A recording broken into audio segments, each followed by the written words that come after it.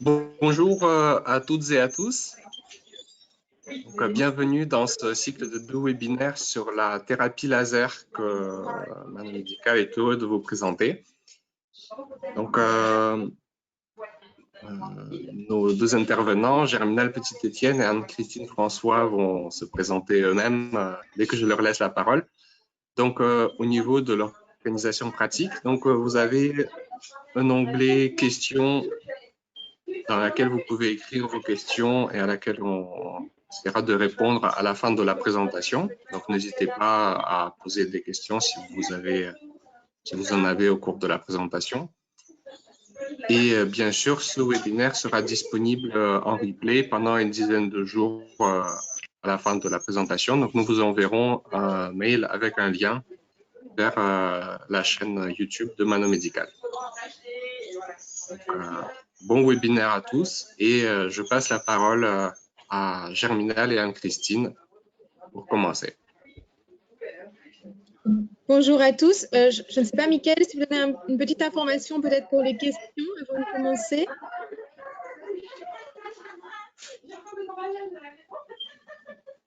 Bon, on va se réserver en fait à la fin de la présentation un petit moment pour les questions.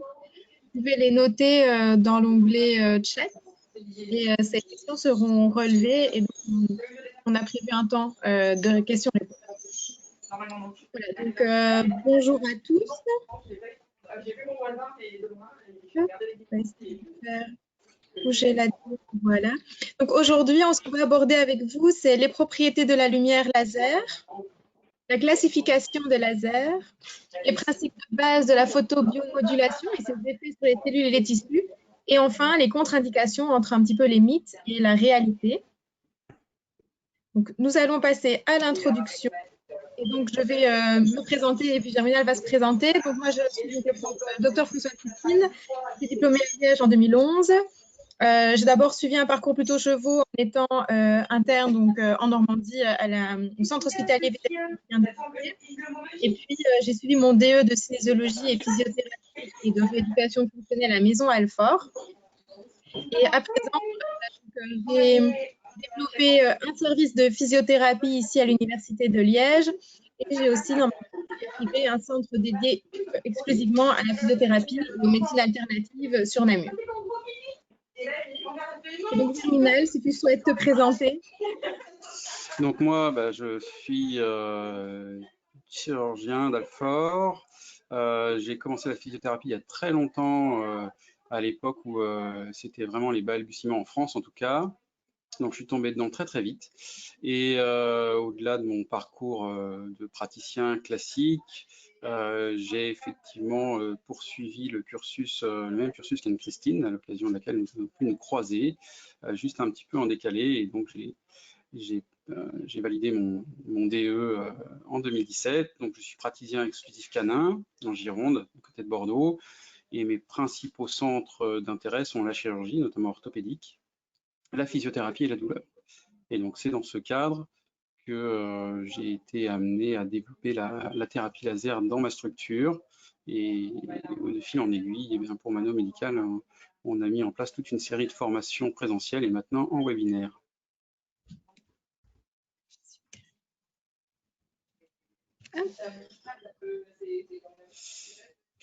Voilà. Donc, ce fameux laser, il a quand même de nombreuses utilités.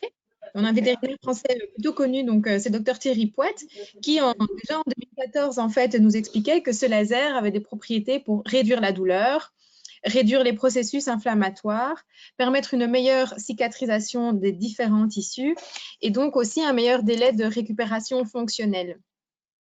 Et alors, donc, sur les images qui sont sur votre gauche, il y a donc un article que le docteur Poët a écrit sur les douleurs neuropathiques, dans lequel le laser a vraiment une utilité. Et entre autres, il nous racontait l'histoire d'un cas. Donc, c'est un berger allemand donc, de 12 ans qui avait une plaie caudale d'automutilation d'évolution particulièrement longue, de même depuis plusieurs années, et qui était rebelle à tout traitement. Et en fait, pour finir, cette plaie caudale d'automutilation a été complètement guérie grâce à 6 séances laser hein, grâce au programme de blessures chroniques. Et donc, ça veut dire que notre laser a vraiment un rôle à jouer sur toutes ces douleurs neuropathiques et sur des plaies aussi, par exemple, atones. On y reviendra. Et alors, sur les images de droite, là, donc, c'est une photo sur un chat qui, en fait, présente tout simplement des douleurs d'arthrose dans son dos. Et donc, effectivement, sur la prise en charge des douleurs chroniques, le laser peut vraiment vous aider dans votre pratique quotidienne et aider en particulier, évidemment, vos patients plus âgés. Donc, nous allons continuer. Je vais laisser la parole à Germinal.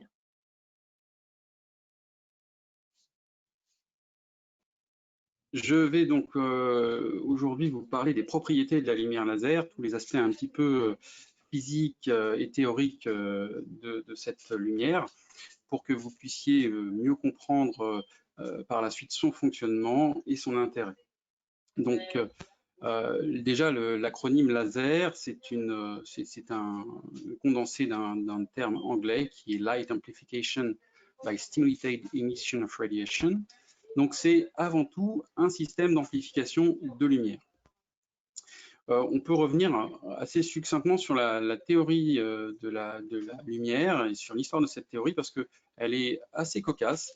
Vous savez tous, pendant vos études, vous l'avez appris, tout comme moi, la lumière est constituée d'une onde et d'une particule. Et en fait, c'est déjà dès le XVIIe siècle, cette dualité de la lumière avait été évoquée.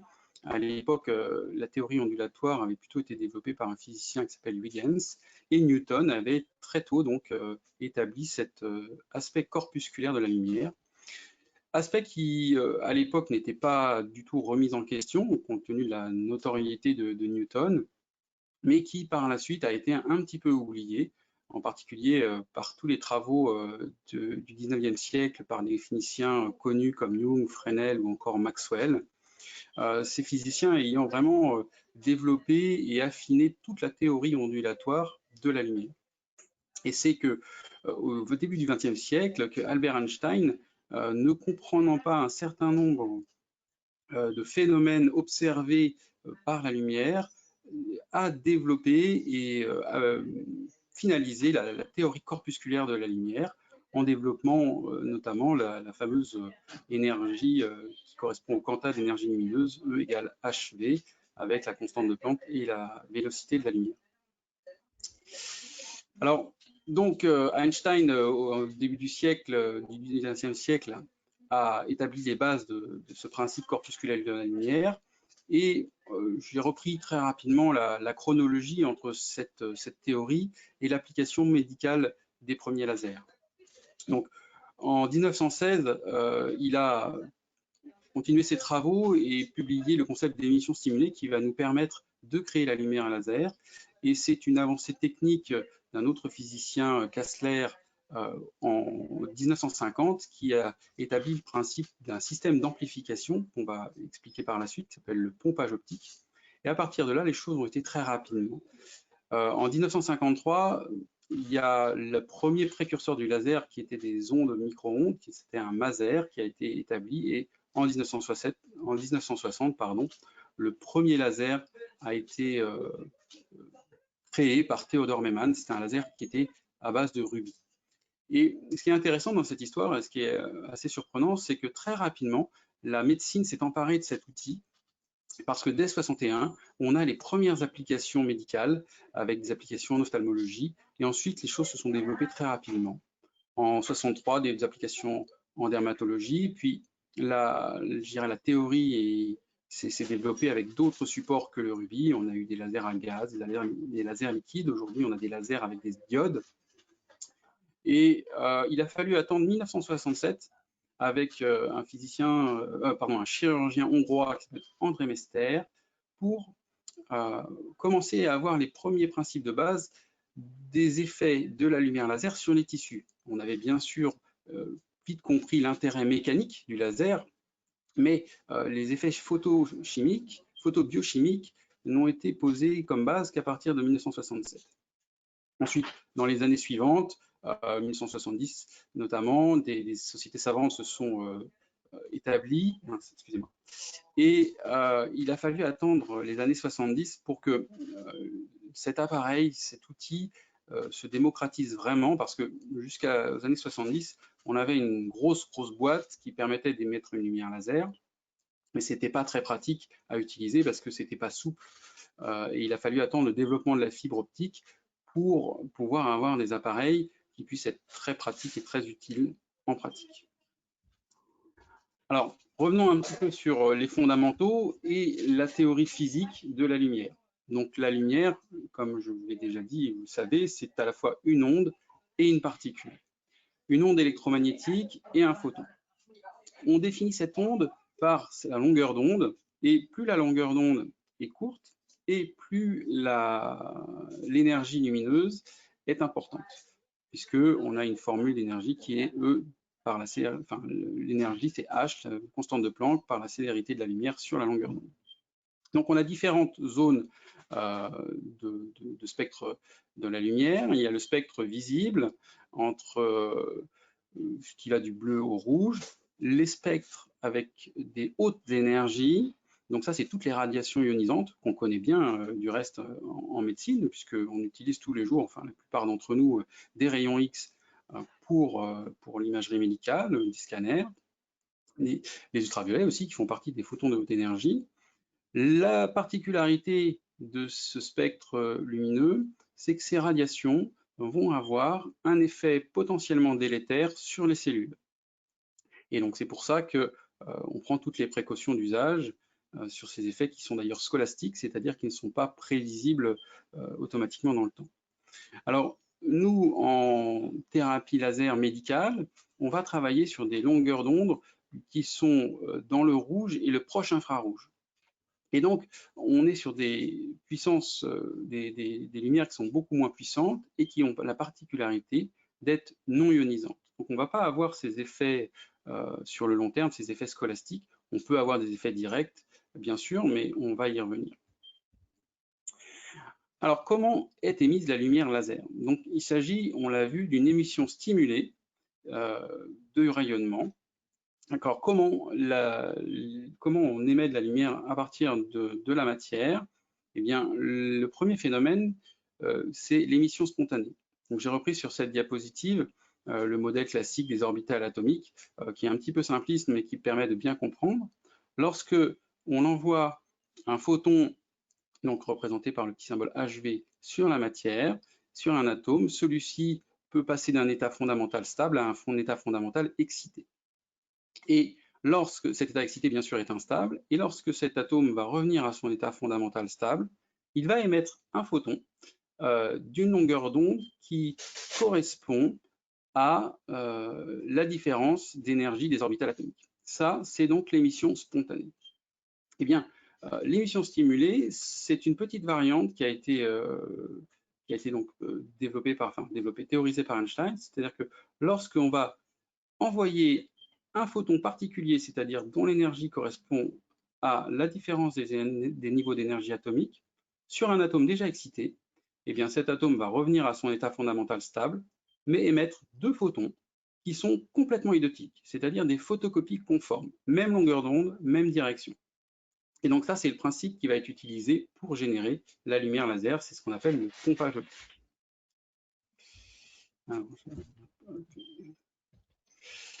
Ensuite, c'est un système d'amplification de la lumière. Pour amplifier la lumière, eh bien, c'est très simple, on utilise un miroir. Et donc, une chambre de fonctionnement laser, une chambre d'amplification laser, ce sont deux miroirs, l'un en face de l'autre, qui vont permettre d'amplifier et de perpétuer cette émission stimulée. Donc, ces miroirs vont entraîner une résonance lumineuse. Un des miroirs va avoir une réflexion totale et l'autre une réflexion partielle qui va laisser passer une partie des photons émis. Alors, vous allez comprendre ceci dans une petite vidéo qui reprend ce principe. Hop. Voilà.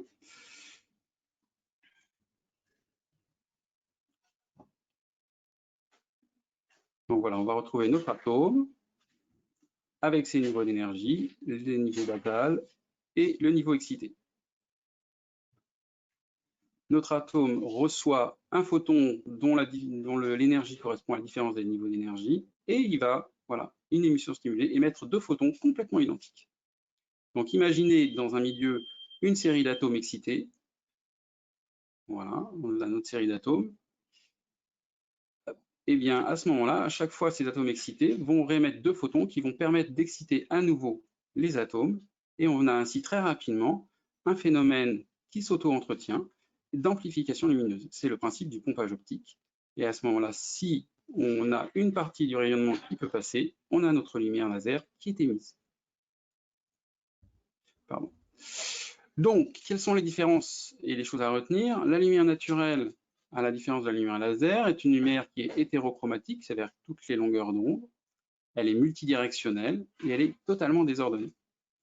La lumière laser, elle est monochromatique, elle est unidirectionnelle et cohérente, ce qui lui permet d'avoir une énorme puissance et une énergie cumulée très importante.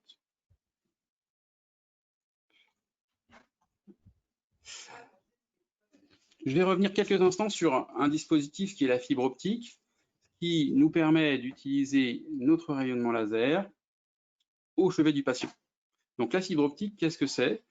Le principe est relativement simple quand on y réfléchit. C'est un tuyau avec un cœur qui est en général à base de silice, une gaine optique qui est avec un composant silicone, et donc les indices de réfraction de ces 2 structures sont très différentes.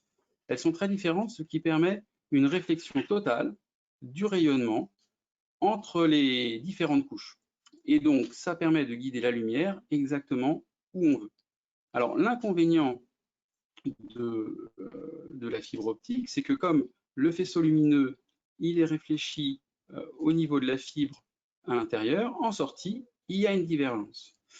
Cette divergence, elle nécessite d'être traitée. C'est pour ça que souvent, au niveau des applicateurs laser, vous avez un focalisateur qui permet de traiter cette divergence.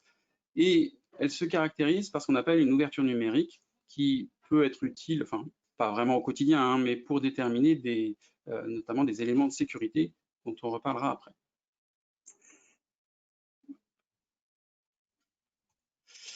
Et donc, celui qui a vraiment développé ça, c'est un physicien qui s'appelle Elias Nitzer et à qui on doit aujourd'hui toutes les utilisations qu'on a sur la fibre optique, notamment numérique. Il existe différents types de fibres optiques. La plus courante rencontrée dans les lasers médicaux sont des fibres dites multimodes.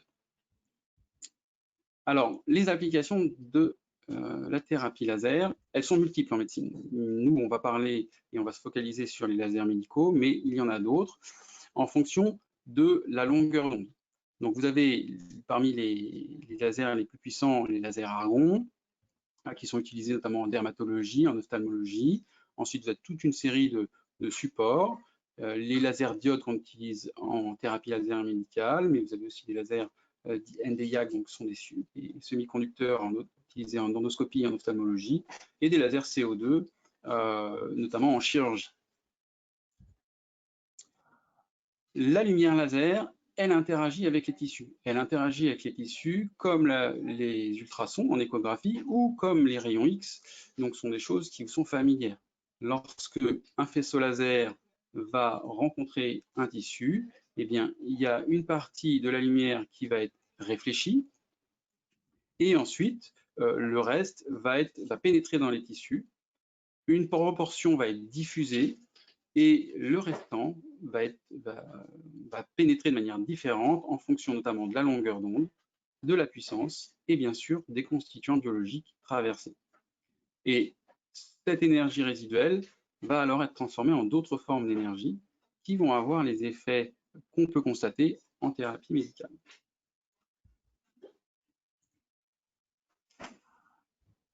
Quels sont les effets de la lumière laser sur les tissus? Sur les lasers de très forte puissance, on a un effet électromécanique. C'est-à-dire que là, les tissus sont volatilisés, sont transformés directement en plasma.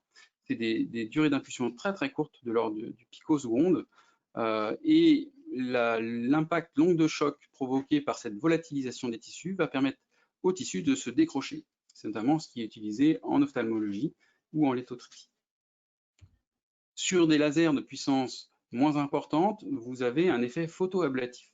Cette fois-ci, l'énergie apportée par la lumière laser est suffisante pour rompre les ponts entre les molécules et donc c'est une sorte de bistouri laser au sens propre qui permet d'avoir des découpes très très nettes et extrêmement précises. Avec des niveaux d'énergie moins puissants, vous avez tous les effets photothermiques qui vont être utilisés.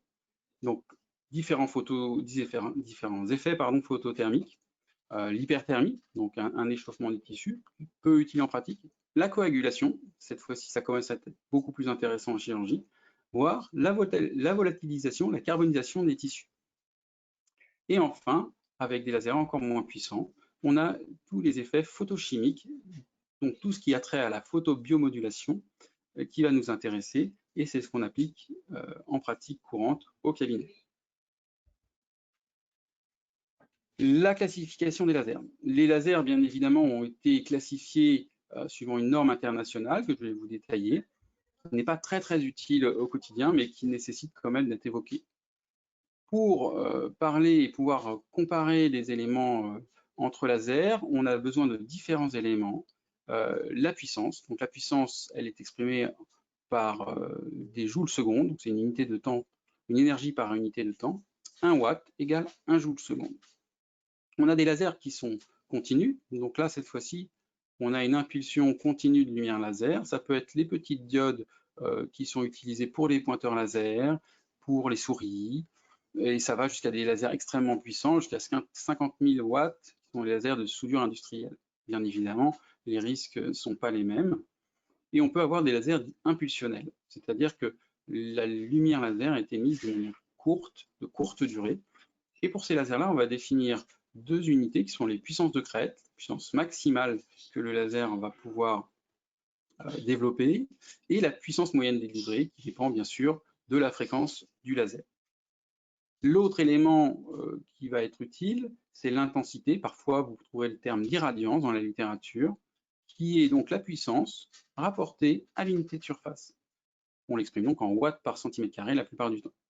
Alors, pour vous donner un petit exemple de la puissance d'un laser, de certains lasers, si on prend la lumière du soleil, l'intensité lumineuse est en grosso modo de 0,1 watt par centimètre carré. Et si on focalise cette lumière à l'aide d'une loupe, comme on a beaucoup essayé ça en étant enfant pour essayer d'enflammer un petit bout de papier ou des petites brindilles, on obtient une focalisation, une puissance d'environ, une intensité d'environ 100 watts par centimètre carré. Si on prend un laser de 20 watts, certes plus puissant que la plupart des lasers qu'on utilise en pratique courante, focalisé sur quelques micromètres, donc la taille d'un pointeur laser, eh bien on obtient une puissance d'environ 1 terawatt par centimètre carré. Tout ça pour vous illustrer quelle peut être la puissance et l'intensité de l'intensité lumineuse. Un autre terme que vous pourrez trouver dans la littérature de manière épisodique est la fluence, qui correspond à des joules par centimètre carré. Avec tous ces éléments-là, vous avez tout ce qu'il vous faut pour comprendre tout ce qui va être écrit sur la lumière laser. Voici donc la classification des lasers. Cette classification correspond à une norme, la norme que je vous ai mis en haut, la 608.25.1. Donc on a différentes classes, la classe 1, 2, 3 et 4. Alors les classes 1 sont des lasers de très très petite puissance, inférieure à 0,39 milliwatts. Donc c'est ce qu'on va retrouver sur les imprimantes, les épilateurs laser, les pointeurs, les lecteurs de code barre, les CD-ROM. Ils sont généralement sans danger. On a éventuellement un peu tiré sur les classes 1M si vous mettez le pointeur directement dans l'œil et que vous restez suffisamment longtemps. Les lasers de classe 2 sont un petit peu plus puissants, donc ça correspond aux lecteurs de code barre et à certains lecteurs pointeurs laser puissants. Pour ces lasers de classe 2, il y a un clignement à la menace qui est spontané chez l'homme, chez l'animal. On considère que c'est un quart de seconde, le clignement à la menace. Et on peut avoir, pour les classes 2M, un risque pour l'adhésion en exposition directe. À partir de la classe 3A, on rentre dans des lasers médicaux. Donc les lasers de classe 3A, c'est jusqu'à 5 milliwatts et 3B 500 milliwatts. Là, cette fois-ci, on a un danger pour la vision directe. Ces lasers-là sont commercialisés. Vous pouvez trouver des lasers de classe 3 sur le commerce en utilisation médicale. Et enfin, les lasers de classe 4, c'est une très très grosse famille, puisque dès que le laser va dépasser 500 milliwatts de puissance, eh bien, il va tomber en classe 4. Donc ça va du laser médical qui est peu dangereux jusqu'au laser industriel de plusieurs milliers de watts. Et pour ces lasers-là, la réflexion sur les surfaces elle-même est dangereuse. Et donc, on va avoir besoin d'équipements de protection de manière à ne pas se blesser ou blesser l'entourage. Alors, il y a plusieurs types d'exposition laser. Bien sûr, il y a l'exposition directe. Donc là, vous regardez directement, vous recevez directement la lumière dans l'œil. On peut avoir une réflexion dite spéculaire. Donc ça, c'est la réflexion de la lumière sur une surface réfléchissante, comme par exemple une table en inox. Et on peut avoir également une réflexion diffuse, une réflexion qui est uniforme et qui dépend du support sur lequel il va y avoir une diffusion. Ça peut être effectivement un animal, mais ça peut être aussi un mur, une table en bois. Alors, ce qu'il faut bien percevoir, c'est que on travaille avec, je vous l'ai dit tout à l'heure, avec des lasers qui sont dans le rouge, mais surtout dans le proche infrarouge. Donc, les lasers efficaces, en fait, on ne va pas les voir. Et ce qu'on va voir sur les lasers quand on les utilise, c'est le petit pointeur rouge qui va nous permettre de savoir où on travaille. Mais à partir du moment où on voit ce pointeur, on sait qu'on est en réflexion diffuse. Quels sont les risques de travailler avec ces outils? J'ai repris ce tableau de l'INRF, essentiellement oculaire, bien sûr, puisqu'on parle de la lumière, mais aussi cutanée. Et pour les lasers de proche infrarouge, plutôt aux alentours de 800 nanomètres jusqu'à 1000 nanomètres, on a également des effets thermiques qui peuvent donc toucher la cornée, mais aussi la rétine. Et sur la peau, on peut avoir des brûlures cutanées, en particulier si on ne fait pas attention et qu'on reste longtemps sur la même zone. Voici représenté ici l'absorption des différentes structures oculaires en fonction de la longueur d'onde. Vous pouvez voir qu'elle n'est pas exactement la même en fonction si l'on considère la cornée, le cristallin ou la rétine. Et en fonction de la longueur d'onde, on a plus ou moins d'absorption. Et on a des structures qui vont absorber plus ou moins la lumière. Pour ce qui concerne le risque principal, c'est-à-dire le risque pour la vue, pour les rayons laser qui sont dans le visible et dans le proche infrarouge, les risques sont des risques de cataracte, si on a une focalisation sur la rétine, une cataracte je dis n'importe quoi, sur le cristallin, et selon la focalisation sur la rétine, on a des risques variables en fonction de la zone de focalisation. Bien sûr, si on a une focalisation hors macula, le risque est très faible. La macula, vous savez peut-être, c'est cette zone très très riche en cônes qui permet de voir les détails, notamment en vision diurne. Et en macula, si on a des lésions de la macula, on va avoir une perte d'acuité visuelle. Et si on a des lésions sur la fovea, donc la fovea, c'est une petite zone de la macula qui est uniquement constituée de cônes, eh bien on peut avoir des pertes carrément de vue. Donc, ces effets sont bien sûr ne pas à négliger. Alors, le risque est peu important, en particulier avec des lunettes de protection, mais il est présent. Si on veut synthétiser les différentes mesures de précaution à prendre lorsqu'on va travailler en thérapie laser, il faut essayer de retirer toujours tout ce qui va être objet réfléchissant visible, c'est-à-dire essayer de travailler sur une table qui ne soit pas en inox, alors mettre un support dessus. Si vous pouvez retirer les bagues, enfin tout ce qui va pouvoir réfléchir à la lumière peut poser problème. Bien évidemment, le port de lunettes de protection est indispensable, en particulier sur les lasers de classe 4. Limiter le maximum le nombre de personnes présentes dans la pièce.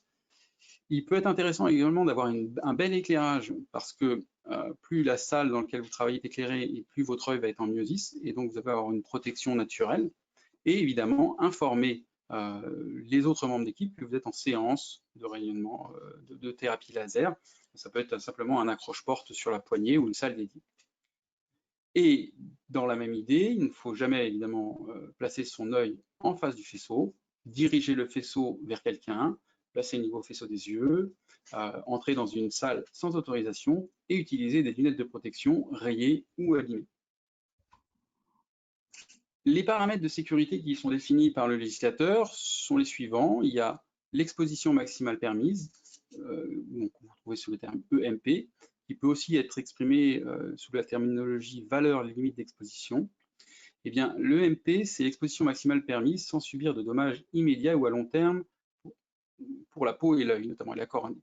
Alors, l'EMP, concrètement, ça correspond à une dose qui fait que 10% de la dose qui a 50% de chance de provoquer des dommages donc sur la peau et la cornée.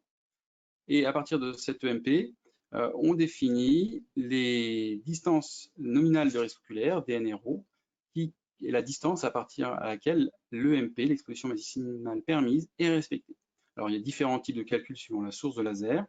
Je vous ai mis le mode de calcul qui n'est absolument pas à retenir, rassurez-vous, pour l'utilisation d'un laser avec fibre optique multimode. Et vous voyez que ce calcul dépend du temps d'exposition. Donc, c'est quelque chose qui est variable. Du temps d'exposition, il dépend de... Alors, vous voyez, c'est marqué sinus moins 1 ON. ON, c'est l'ouverture à sortie de fibre optique dont je vous parlais tout à l'heure. Et c'est pour cela que ça intervient. Alors, voici quelques exemples d'exposition maximale permise. Donc ça, c'est une norme. Tout ça, c'est bien évidemment normé, écrit, gravé dans le marbre par des commissions bien scientifiques. Et voici quelques exemples d'EMP pour l'œil ou pour la peau, pour les lasers diode, en fonction de la longueur d'onde. Alors, rassurez-vous, on est très loin de tout ça en utilisation quotidienne. En ce qui concerne les protections oculaires, eh bien, une protection laser est dédiée à un laser spécifique, c'est-à-dire que toutes les lunettes de protection ne sont pas interchangeables. Il existe deux normes de protection qui sont la norme E207 et E208, et vous avez différentes informations qui sont gravées sur les lunettes suivant la norme. Vous pourrez regarder, pour ceux qui sont équipés, c'est noté sur le bord des lunettes.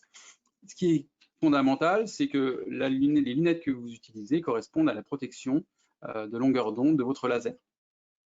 Et vous avez donc différents types marqués si c'est noté pour valide pour le mode continu, le mode pulsé, le numéro d'échelon d'intensité maximum. La norme E207, vous savez marqué L6, enfin vous avez la lettre L, et la norme E208, vous avez la lettre R qui distingue. Donc toutes ces informations sont gravées. Vous pouvez juste éventuellement vérifier qu'elles correspondent bien à votre lumière laser, et les lunettes de protection sont fournies généralement par le fabricant.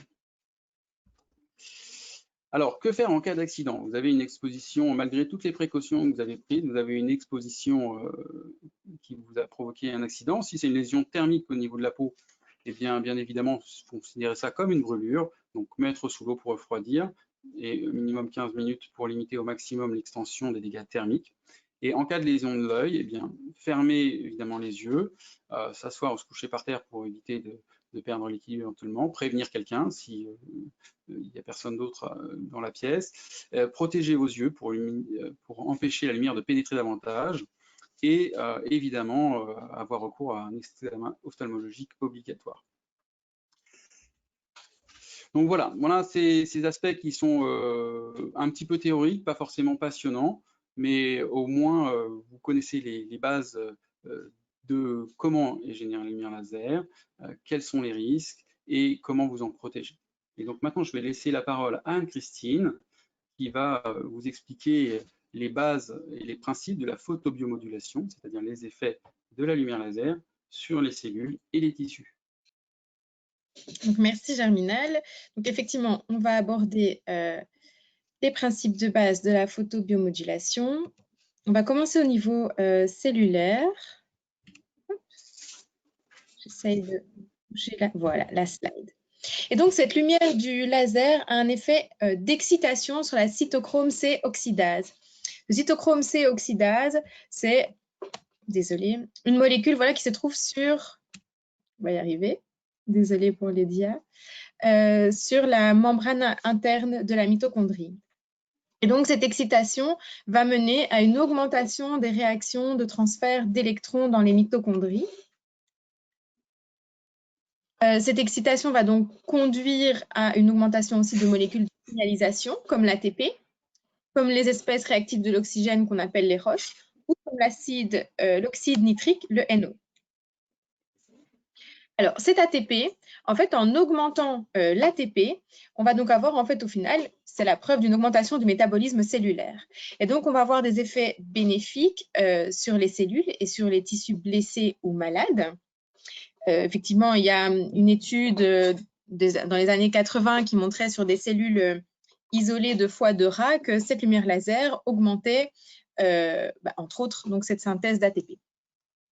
Et alors, on a aussi des études in vitro qui ont démontré un effet pro-vital, j'ai envie de dire, de cette lumière laser sur différents types de cellules, qu'elles soient humaines ou animales, et notamment, par exemple, les fibroblastes, les kératinocytes, tout ce qui est cellules endothéliales, tout ce qui est lymphocytes, tout ce qui est cellules musculaires et aussi sur des cellules souches. Donc, quand on parle d'effet provital, c'est quelque part une augmentation du métabolisme, une augmentation de la prolifération cellulaire, une augmentation de la migration des cellules. Et donc, on retrouve vraiment un intérêt dans tout ce qui est cicatrisation des plaies et par exemple tendinopathie. On aura l'occasion d'y revenir, mais par exemple, c'est vrai qu'on fait davantage du chien-chat, mais par exemple, il y a une étude chez les chevaux où effectivement, grâce à des capteurs, ils ont bien pu prouver que cette lumière du laser traversait les tendons d'intérêt, hein, donc les deux tendons fléchisseurs. Alors, pour les ROS, je vais essayer de nous faire bouger ma dia.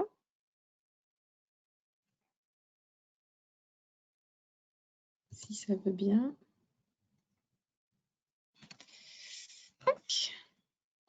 Ok, donc là, je suis trop loin.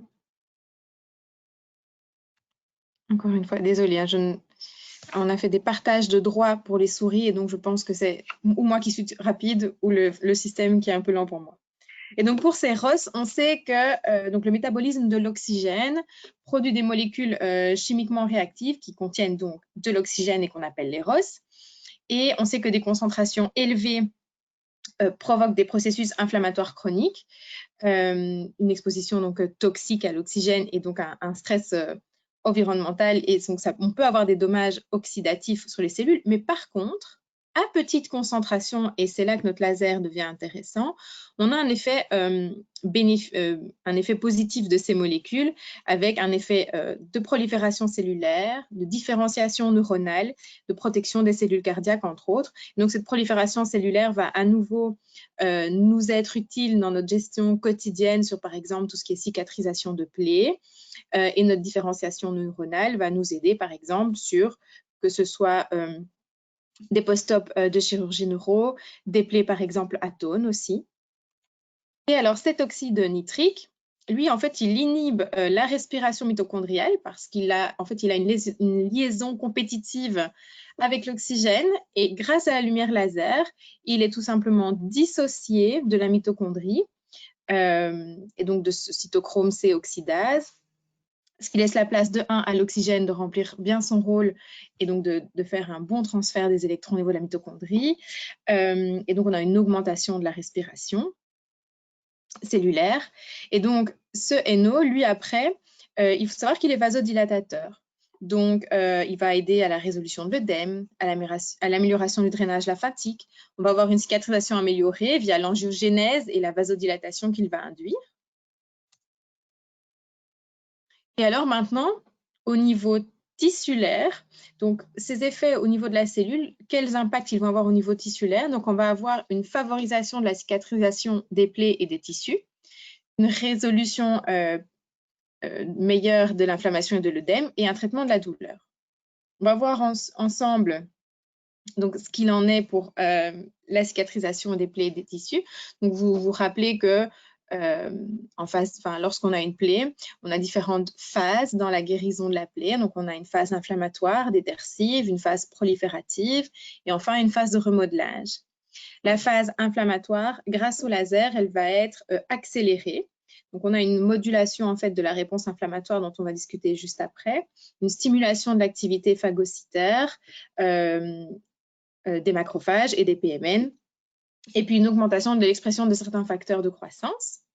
Pendant la phase proliférative, on a une formation plus rapide d'un tissu de granulation.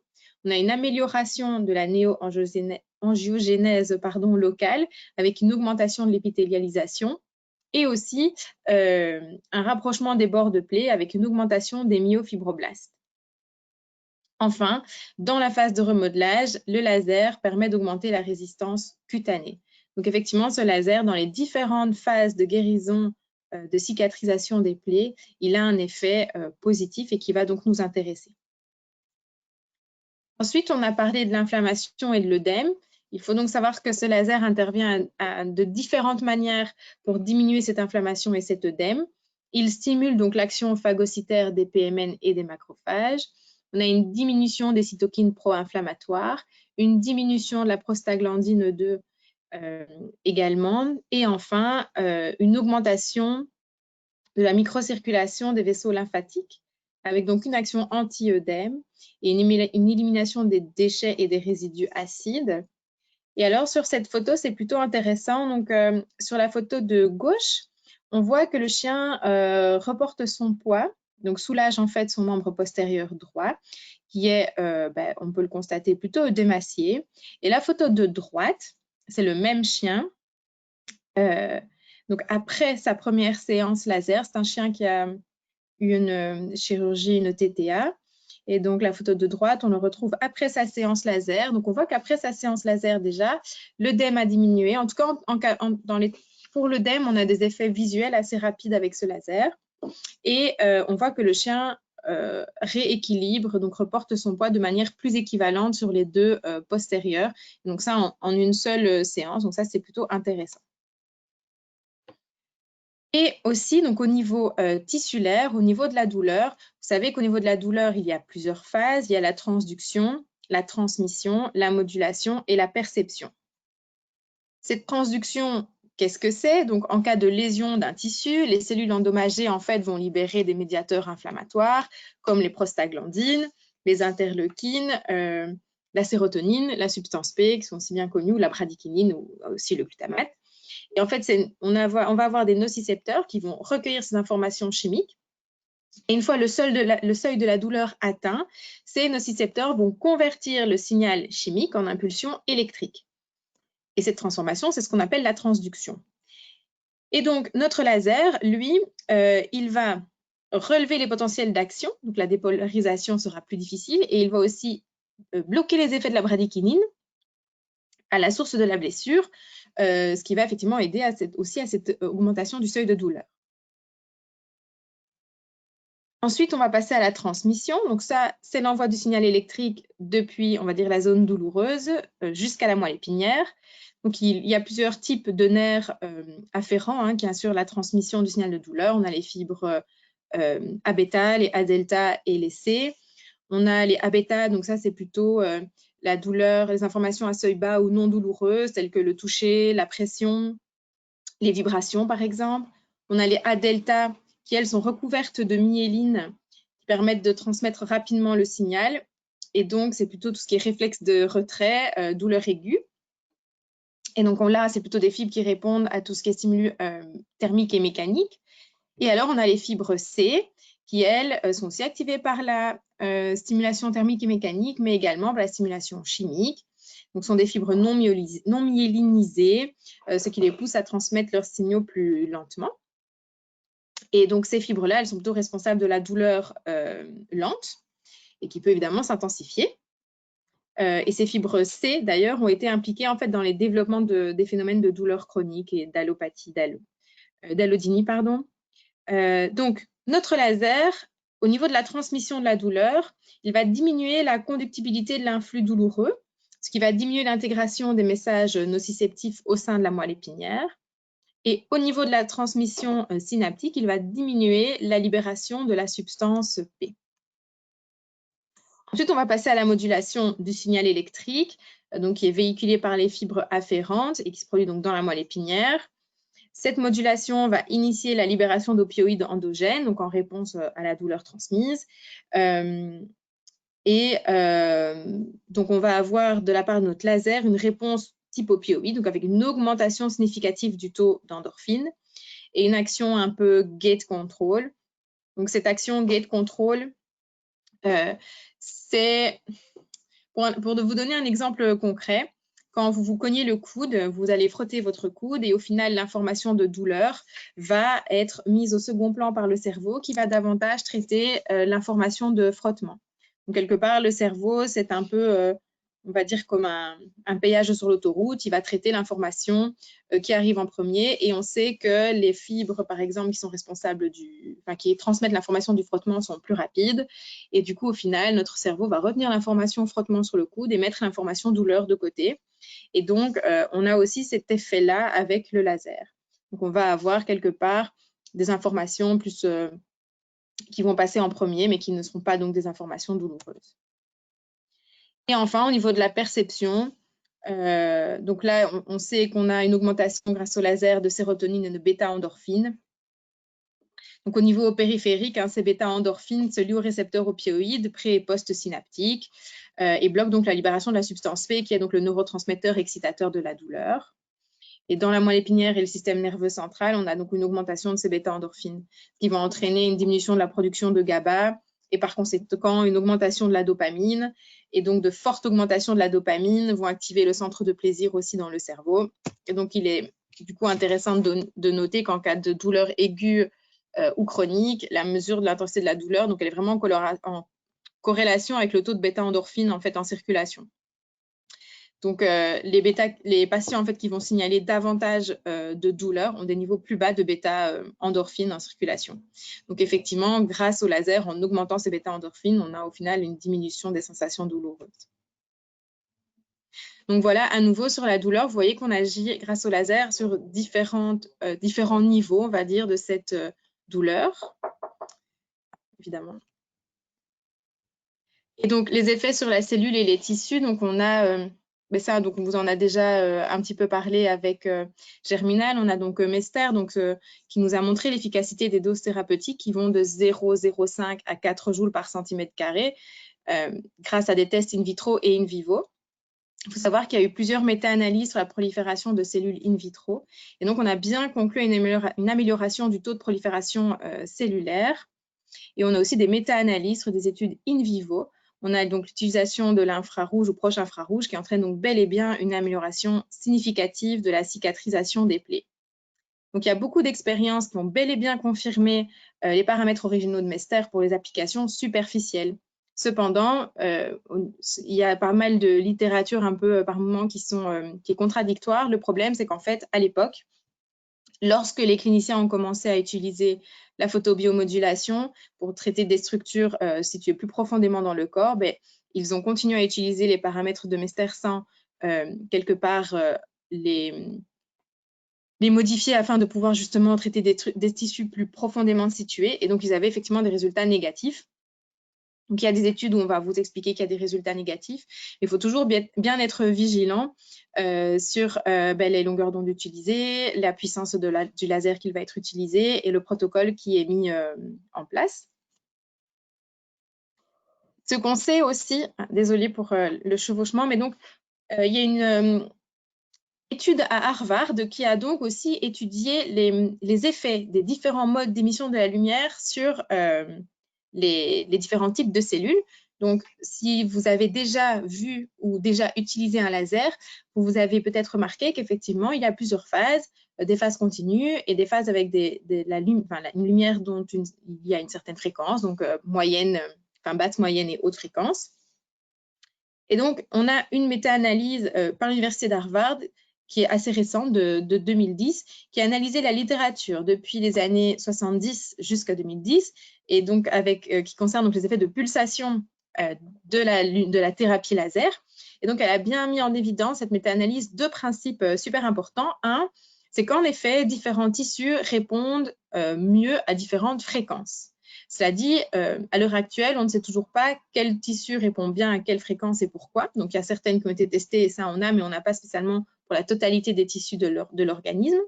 Deuxième conclusion de cette étude, on n'a pas encore déterminé pourquoi et donc lesquels sont les meilleurs. Mais ce qu'on sait aussi, c'est qu'il n'y a pas de fréquence unique qui soit optimale pour toutes les conditions que la cellule va rencontrer. Prenons un exemple. On va prendre une cellule musculaire lisse qui, dans un environnement sain, par exemple, va réagir à des hautes fréquences. Si vous la mettez dans un environnement inflammatoire, elle va peut-être réagir à un autre type de fréquence. Donc, d'où l'intérêt, effectivement, lors d'une séance de thérapie laser, de proposer différentes fréquences pendant la même séance. Enfin, et comme ça, en plus de ça, on sera plutôt bien pour le timing, on aura un petit peu de temps. Je vais juste faire un petit point avec vous sur les contre-indications entre les mythes et la réalité. Donc, une contre-indication qui est vraiment absolue, c'est effectivement de ne pas exposer les yeux à la lumière laser. Il y a certaines considérations, on va dire, un peu plus spéciales. C'est-à-dire qu'effectivement, lorsqu'on vient d'injecter une médication, on va essayer de ne pas faire spécialement de la lumière laser à cet endroit-là, parce qu'au final, on ne sait pas très bien ou on ne sait pas toujours comment va réagir le produit. Effectivement, on ne va pas faire un traitement au laser sur un processus tumoral. Donc, on vient d'en parler, ce laser améliore et augmente la prolifération cellulaire. Ce n'est absolument pas ce qu'on souhaite lors d'un processus tumoral.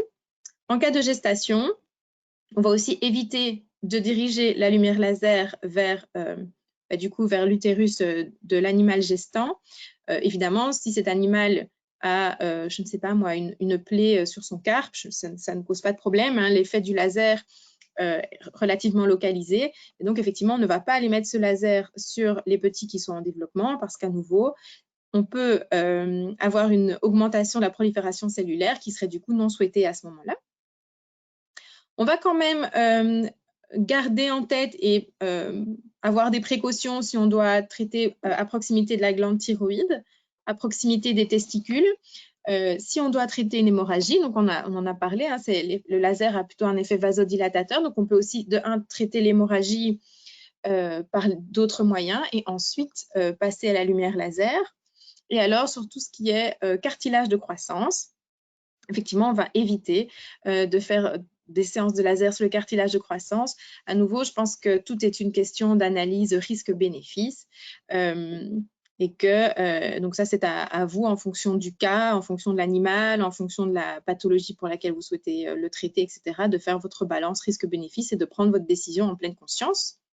Et alors, les fausses contre-indications, c'est pendant tout un temps, on dit on ne peut pas faire de laser sur tout ce qui est hyperpigmentation, les tatouages. Ce n'est pas un problème, on peut tout à fait en faire.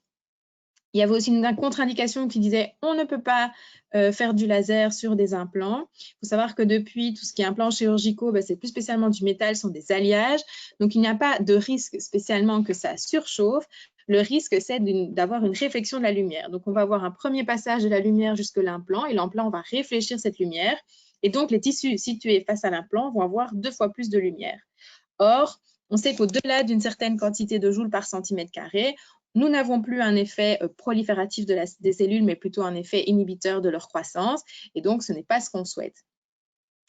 Enfin, ensuite, on parlait aussi de tout ce qui était infection microbienne. On disait de ne pas utiliser le laser en cas d'infection de présence de bactéries. Alors là-dessus, en fait, certaines études in vitro sur certaines bactéries ont tendance effectivement à déconseiller le laser. Cependant, il semblerait que in vivo, il n'y ait vraiment pas de contre-indication et qu'on puisse utiliser le laser sur donc des infections bactériennes. Je pense en particulier aux plaies, il ne faut pas hésiter, même si les plaies sont purulentes.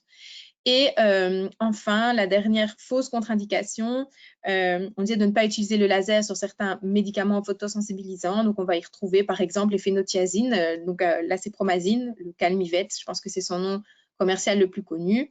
On le sait d'ailleurs, il est sensible à la lumière, hein, en plus de ça, l'ACP, mais donc ce n'est pas une contre-indication. Eh bien, voilà, on a fait le tour donc, de cette présentation. Je pense qu'on peut du coup passer à la session de questions-réponses. Voilà, merci beaucoup Anne-Christine et Germinal. Donc, je rappelle qu'il va y avoir une deuxième présentation sur un aspect plus pratique de la thérapie laser qui aura lieu le jeudi prochain à la même heure, donc à 12h30. Donc, voilà, si vous avez des questions qui se rapportent à l'utilisation pratique du laser, ce sera aussi un moment pour y répondre. Et si vous avez des questions sur la présentation d'aujourd'hui, alors n'hésitez pas à les taper dans l'espace chat de votre interface et nous allons y répondre.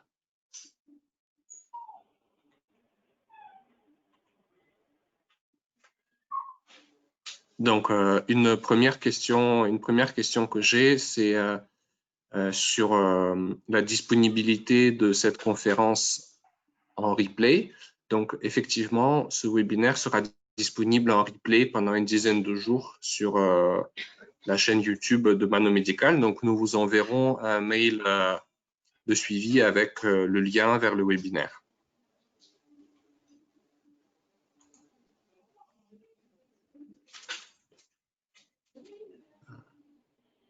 Alors, je pense que votre exposé a été très, très clair parce que je n'ai pas de questions qui arrivent pour le moment.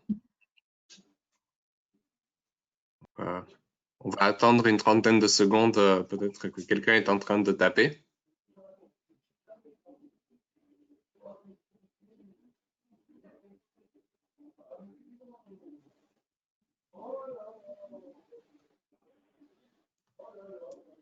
Alors, donc, j'ai une première question sur le fond.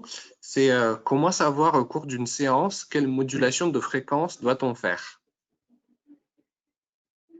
Alors, généralement, par chance, dans les lasers donc, qui sont disponibles sur le marché et qui sont à disposition des vétérinaires, généralement, les programmes incluent d'eux-mêmes différentes modulations de fréquences. Donc, en général, vous n'êtes pas obligé de vous y inquiéter. Ce sera déjà préenregistré dans le programme. Au final, alors, moi, sans secret et sans surprise, je travaille avec le laser de Mano Médical et c'est en travaillant avec ce laser que je suis amenée pour venir à faire ces conférences. Je ne l'ai pas choisi parce que je faisais les conférences. Le processus a été inverse. Et au final, effectivement, les programmes sont déjà préenregistrés et il y a déjà des fréquences en fait, qui sont variables et modulables. Et donc, généralement, vous avez plusieurs phases avec des phases continues, une phase de basse fréquence, de moyenne fréquence, de haute fréquence, et ensuite, généralement, à nouveau, une phase continue. Donc ça, quand vous traitez l'animal, en tout cas, vous ne devez pas trop vous y attarder.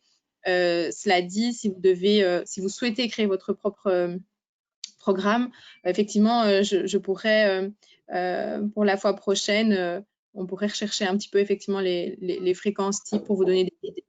Mais au final, généralement, c'est déjà préenregistré. Je ne sais pas, Germinal, si tu veux dire quelque chose. Non, j'ai pas grand-chose à rajouter avec ce que tu viens de dire. C'est vrai qu'en utilisation pratique, même s'il y a des éléments théoriques derrière, les programmes qui sont déjà implémentés dans la plupart des lasers disponibles sur le marché couvrent au moins 99% de l'utilisation. Donc, il est vraiment très rare d'être amené à, je dirais, faire son programme soi-même, sauf pour des indications très très précises. Mais c'est possible. Merci. Ouais. Merci. Alors, la question suivante, c'est un peu plus pratique. Donc, comment choisir un laser? Quels sont les critères de choix d'un laser pour la thérapie parmi tout ce qui est disponible sur le marché? Alors, je vais commencer à répondre à cette question. Je dirais que bon, il y a effectivement pas mal de critères. On en a vu un certain nombre.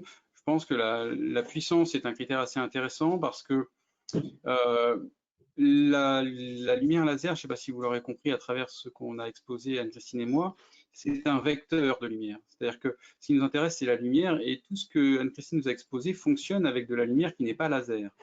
Avec des lumières monochromatiques, avec des longueurs d'onde identiques, on a les mêmes résultats. Néanmoins, pour amener de la lumière en profondeur dans les tissus, il faut de la puissance parce que sinon tout est absorbé ou alors réfléchi et rien ne pénètre.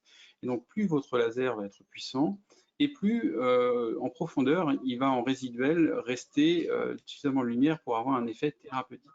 Donc la puissance est bien évidemment un élément très important. Ensuite, les longueurs d'onde sont quand même à étudier aussi un petit peu à la marge parce que, bon, en tout cas, tous les modèles que je connais de laser, mais je ne suis pas une encyclopédie et ma connaissance n'est peut-être pas exhaustive sur ce point-là, eh bien, il y a un certain nombre de longueurs d'onde qui sont très intéressantes et je crois qu'on en reparlera sur la prochaine partie de l'exposé, hein, la semaine prochaine. Et donc, il faudra bien vérifier que vous êtes, les longueurs d'onde qui sont proposées par vos appareils sont dans ces gammes-là. Ensuite, il y a des éléments assez pratiques. C'est-à-dire que si vous avez un laser qui est compliqué à utiliser au quotidien, eh bien, ça va vous faire des freins à l'utilisation, ça va vous ralentir dans votre pratique quotidienne. Si vous devez changer à chaque fois d'accessoires pour changer la longueur d'onde, ça vous ralentit dans votre pratique, ça va vous rallonger les séances. Donc, il y a toute une série de petits aspects pragmatiques qui sont à considérer, l'encombrement, la portabilité, si vous faites de l'équine, par exemple. Si vous avez un laser qui peut pas se brancher et que vous envisagez, qui ne peut pas fonctionner avec une batterie et que vous envisagez de l'équine, fonctionnellement, ça va coincer.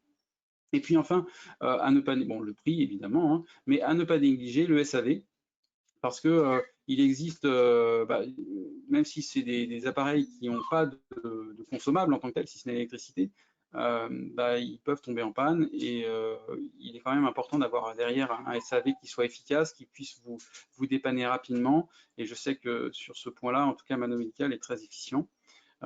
D'autres, pour en avoir eu connaissance de manière indirecte, et je ne citerai pas de marque, hein, d'autres fabricants, enfin distributeurs tout au moins, ne sont pas tout aussi efficaces, loin de là. Je ne sais pas si tu as quelque chose à rajouter, Anne-Christine. Alors, moi, j'avais aussi en tête le zoom optique. Donc, certains vont vous proposer, pardon, désolé, un zoom optique. Donc, en fait, à ce moment-là, on concentre le faisceau sur une petite surface. Et attention, parce qu'à ce moment-là, on augmente considérablement les joules par centimètre carré. Et là, on a vraiment un risque de surdosage. Alors, il faut ou être certain que dans ces lasers-là, il y a un phénomène ou un système d'alarme pour bien vous indiquer que vous êtes focalisé. Cela dit, personnellement, je trouve que de zoomer à ce point-là, ce n'est pas très nécessaire parce qu'il n'y a vraiment pas de risque à mettre la lumière laser sur un tissu sain. Il n'y a vraiment aucune conséquence. Hein. Je veux dire, il n'y a pas de souci à permettre à la cellule, à la mitochondrie de fonctionner davantage. Donc, personnellement, je trouve que c'est un risque d'utiliser ce zoom, or qu'il n'y a pas de risque à mettre de la lumière sur du tissu sain. Donc, voilà, je sais que ça fait partie des arguments parfois des firmes pour la vente du laser. Moi, je trouve que c'est un argument un peu caduc, mais c'est mon avis aussi. Je trouve que ça peut être dangereux s'il n'y a pas un vrai système d'alarme pour nous en avertir, quoi. Merci beaucoup. Alors, on va prendre encore 2 ou 3 questions. Donc, une autre question sur la clinique, c'est quelle est l'action du laser sur l'arthrose? Est-ce que c'est un traitement qui va surtout avoir un effet anti-inflammatoire, antidouleur, ou il y a une amélioration réelle de la condition? Germinal, est-ce que tu veux commencer? Parce que je t'ai vu sauter. Alors, oui, je vais commenter parce que c'est sur les applications pratiques, on va y revenir largement la semaine prochaine. Mais clairement, la réponse est oui. Hein, sur l'arthrose, c'est très intéressant. Sans rentrer dans les détails, on va avoir une action antalgique, une action anti-inflammatoire et aussi une amélioration de la vascularisation. Donc, sur l'arthrose, c'est vraiment très intéressant. Et pour tous les aspects pratiques, je sais qu'Anne-Christine développera une partie notamment dédiée à l'arthrose la semaine prochaine. Donc, on pourra largement en reparler. Débattre, oui. Merci. Alors, donc, juste une petite précision sur le niveau de dangerosité des lasers qu'on utilise en milieu vétérinaire. Donc, est-ce qu'on est bien sur de la classe 4, comme c'est des lasers qui dépassent 500 milliwatts? Alors oui, bien sûr. Enfin, comme je vous l'ai dit tout à l'heure, on trouve des lasers de classe 3 hein, sur le commerce, mais la plupart des lasers je dirais, actuels qui sortent sur le marché sont des lasers de classe 4 et c'est tant mieux. Hein, parce qu'on a ainsi un gain de temps et d'efficacité. Et après, donc avec des lunettes de protection adaptées, il n'y a aucun problème à leur utilisation. Hein. Merci beaucoup. Et alors, du coup, sur un laser de classe 4 en vétérinaire, quelle est la durée moyenne d'une séance laser? Je n'ai jamais mesuré, mais c'est plutôt court. On est Alors, sur moins. Tu as mesuré, toi, Jeanne? Ouais, comme j'en ai quand même pas mal de recul. Ça va dépendre bien sûr de la taille de l'animal que vous allez traiter, enfin de la taille de la zone. C'est sûr que traiter une hanche de chat, c'est pas la même chose que traiter une hanche de labrador. Et même pour connaître un peu l'utilisation en humaine, traiter des lombaires, la durée d'action va être, la durée de traitement va être plus long. Donc sur les chevaux, par exemple, je pense que les traitements sont plus longs. Sur un chat, en gros, on va être aux alentours de 2 à 3 minutes suivant les zones traitées. Sur un chien de grande taille, on va aller jusqu'à 5 minutes environ. Et je pense sur un cheval, ça doit aller jusqu'à, enfin, chez l'homme en tout cas, quand on va traiter des zones comme les lombaires, les douleurs dorsales, on va être sur des programmes qui durent environ 7 minutes pour des lasers de classe 4 sur des appareils entre 12 et 15 watts. Donc voilà, à peu près les ordres de grandeur entre 3 et 5 minutes en canine et probablement aux alentours de 7 minutes, 5-7 minutes en équine ou en rural. Je n'ai pas du tout l'expérience hein, sur ces pratiques-là. Moi, je suis praticien canin exclusif. Ah bah, merci beaucoup pour vos réponses. Alors, j'ai encore pas mal de questions qui arrivent beaucoup sur les aspects cliniques comme le nombre de séances, l'utilisation de la puissance continue, sur les gingivite de chat et d'autres choses. Alors, je pense qu'on va aborder pas mal de ces thèmes lors de notre prochaine séance. Donc, nous avons déjà un petit peu dépassé l'heure prévue pour la présentation. Donc, malheureusement, nous n'allons pas prendre plus de questions en direct.